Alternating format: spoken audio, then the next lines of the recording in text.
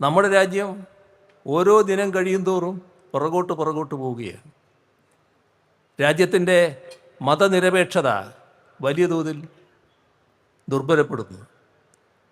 രാജ്യത്ത് ജനങ്ങളെ ചേരിതിരിക്കാനുള്ള വലിയ ശ്രമങ്ങളാണ് നടക്കുന്നത്. വർഗീയമായി ചേരിതിരിക്കാനുള്ള ശ്രമങ്ങൾ നടക്കുന്നു.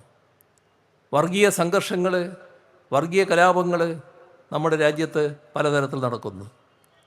എല്ലാറ്റിൻ്റെയും നേതൃത്വം സംഘപരിവാറിനാണ്. സംഘപരിവാർ വർഗീയ കലാപങ്ങൾ നടക്കുമ്പോൾ അതിൻ്റെ ഗുണഫലം അനുഭവിക്കുകയാണ്. അപ്പോൾ RSSനോ BJPക്കോ ഒരു കലാപം നടന്നാൽ ആ കലാപത്തിൻ്റെ ഭാഗമായി എന്തെങ്കിലും തെറ്റ് സംഭവിച്ചു എന്ന ചിന്തയില്ല. കാരണം അവർക്ക് ശക്തി കൂടുന്നുവെന്നാണ് അവരുടെ വിലയിരുത്തൽ. ഇവിടെ വംശഹത്യക്ക് സമാനമായ സംഭവങ്ങൾ നടന്ന ഇടങ്ങളുണ്ട്. അവിടങ്ങളിൽ ഒരു മറയുമില്ലാതെ BJP വീണ്ടും അത്തരം നടപടികളിലേക്ക് പോകുന്നതാണ് നമുക്ക് കാണാൻ കഴിഞ്ഞത്. അവരുടെ അജണ്ടയ്ക്ക് ഒന്നിനും മാറ്റമുണ്ടാകുന്നില്ല. എത്രമാത്രം ക്രൂരമായ സംഭവങ്ങളാണ് രാജ്യത്ത് പലയിടങ്ങളിലും ഉണ്ടായത്. രാജ്യത്തുള്ള മറ്റുള്ളവരെല്ലാം അതിൽ ദുഃഖിക്കുകയും വേദനിക്കുകയും വലിയ തോതിൽ രോഷം പ്രകടിപ്പിക്കുകയും ചെയ്യുന്നു. എന്നാൽ ആ നടപടികൾ ആവർത്തിക്കാനുള്ള രീതിയാണ് സംഘപരിവാർ സ്വീകരിക്കുന്നത്. ഇതാണ് സംഘപരിവാറിൻ്റെ നില. അവർ എവിടം വരെ എത്തിയത്? ജനങ്ങളെ പൗരത്വം മതാടിസ്ഥാനത്തിൽ ആക്കുന്നിടത്തേക്ക് എത്തി. ഓർമ്മയില്ലേ പൗരത്വ നിയമ ഭേദഗതിയുടെ പ്രശ്നം?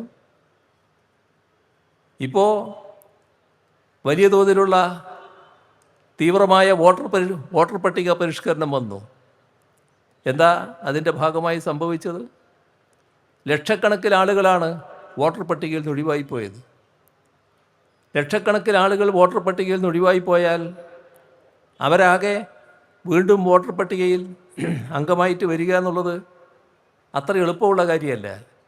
ധാരാളം പേർ വോട്ടർ പട്ടികയിൽ ഉൾപ്പെടാതിരിക്കും. അതാണ് BJP ആഗ്രഹിക്കുന്ന കാര്യം.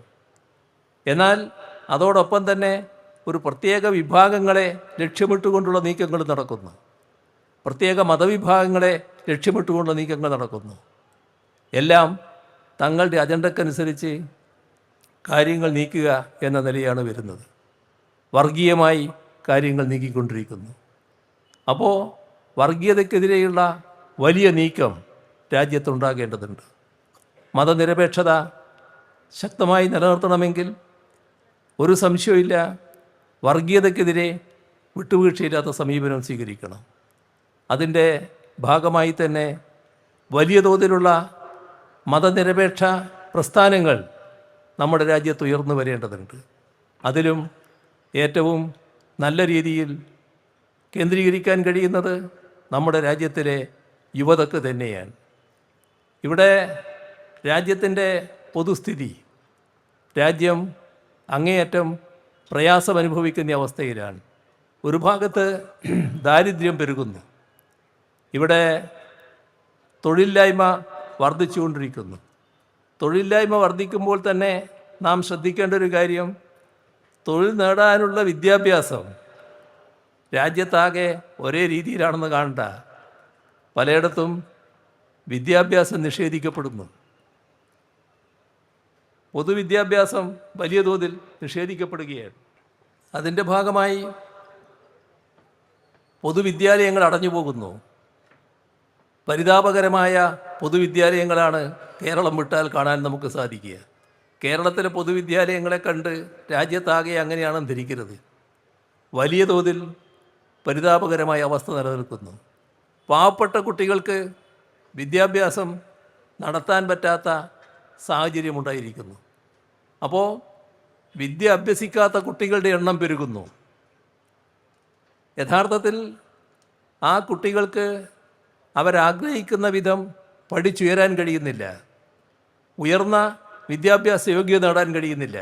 അങ്ങനൊരു വലിയ വിഭാഗം നമ്മുടെ രാജ്യത്തുണ്ടാകുന്നു. ഉയർന്ന വിദ്യാഭ്യാസ യോഗ്യത നേടിയ വിദ്യാർത്ഥികളോ അവർക്ക് യോജ്യമായ തൊഴിൽ രാജ്യത്ത് ലഭ്യമാകുന്നില്ല. അത് മറ്റൊരു ഭാഗം. വലിയ തോതിലുള്ള തൊഴിലില്ലായ്മ നിലനിൽക്കുന്നു. ഇതോടൊപ്പം നമ്മുടെ രാജ്യത്തെ തൊഴിലാളികൾ, ആ തൊഴിലാളികളുടെ അവകാശങ്ങൾ പൂർണ്ണമായി ഹനിക്കുന്ന നിലയുണ്ടാകുന്നു. ഇന്ത്യ ഗവൺമെൻറ് ലേബർ കോഡ് പാസ്സാക്കി. ലേബർ കോഡിനെതിരെ കേരളമാണ് ശക്തമായ നിലപാടെടുത്തത്. ഇന്ത്യ രാജ്യത്ത് ഒരു സംസ്ഥാനം മാത്രമാണ് ആ ലേബർ കോഡ് ഇവിടെ നടപ്പാക്കില്ല എന്ന് പ്രഖ്യാപിച്ചത്.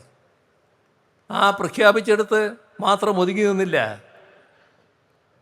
എന്തൊക്കെ നടപടികൾ സ്വീകരിക്കണം എന്നതിനെക്കുറിച്ച് പരിശോധിക്കാൻ സുപ്രീം കോടതിയിൽ നിന്ന് റിട്ടയർ ചെയ്ത ജസ്റ്റിസിനെ വെച്ചുകൊണ്ട് പഠനം നടത്തി. അദ്ദേഹത്തിൻ്റെ പഠന റിപ്പോർട്ട് ലഭിച്ചു. ആ പഠന റിപ്പോർട്ട് LDF സർക്കാർ നടപ്പാക്കാനായില്ല, കഴിഞ്ഞില്ല. കാരണം ഈ കഴിഞ്ഞ തെരഞ്ഞെടുപ്പിൽ LDF പരാജയപ്പെട്ടു. ഇപ്പോൾ UDF സർക്കാരിൻ്റെ കയ്യിലാണുള്ളത്. നാം കാണേണ്ടത് രാജ്യത്ത് നമ്മുടെ സംസ്ഥാനം മാത്രമാണ് അത്തരമൊരു നിലപാട് സ്വീകരിച്ചിരുന്നത്. ആ നിലപാട് UDF ഗവൺമെൻറ് തുടരുമോ? തുടരുമെന്ന് പ്രതീക്ഷിക്കാൻ ഒരു നിവൃത്തിയുമില്ല.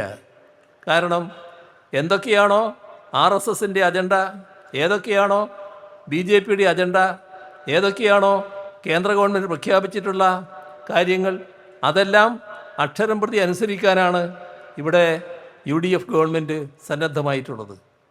അതിൻ്റെ ഭാഗമായി സ്വകാര്യവൽക്കരണം നടക്കുന്നു. വ്യാപകമായ സ്വകാര്യവൽക്കരണം നടക്കാൻ പോകുന്നു.